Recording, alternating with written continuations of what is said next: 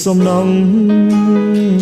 ភ្ញាក់ឡើងបើកមុខឃើញតែស៊ីម៉ងទាំងបេ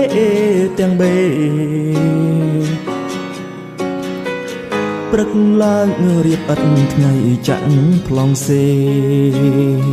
ឆ្លៀតពេលទុំនេះឆ្ងាយពីភ្នែកមេលួចទេទៅស្រី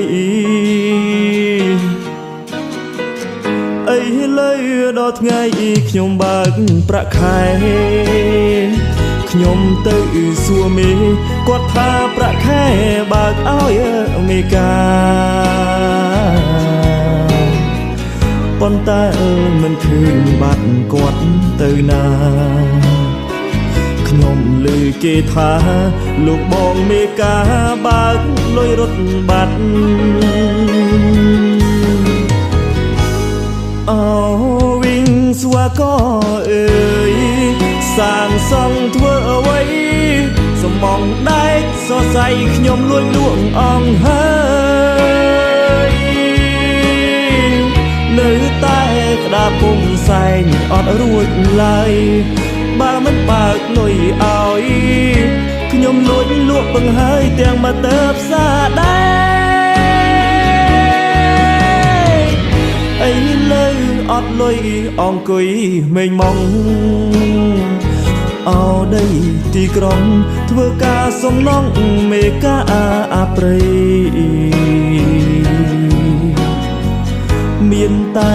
ទៅស្រុកកាប់រាស់ជួដីសាងជីវិតថ្មី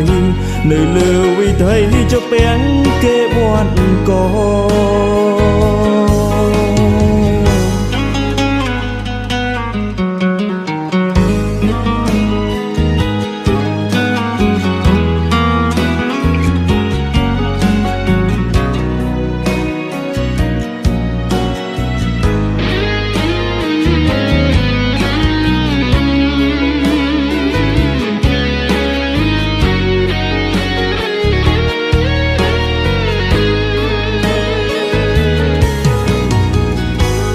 អូ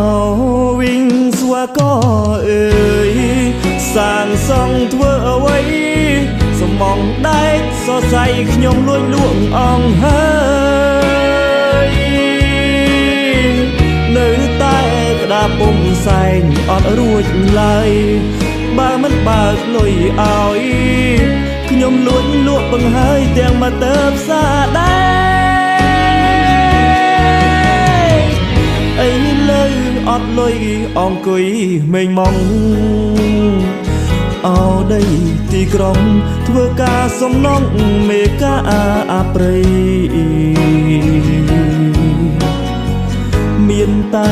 ទៅស្រុកកាប់រាស់ជួដីសាងជីវិតថ្មីនៅលើវិថីជពាំងគេវត្តកោ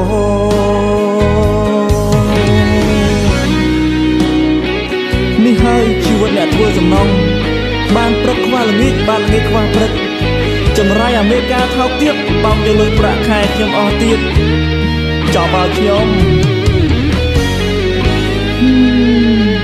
លីហើយដីទីក្រុង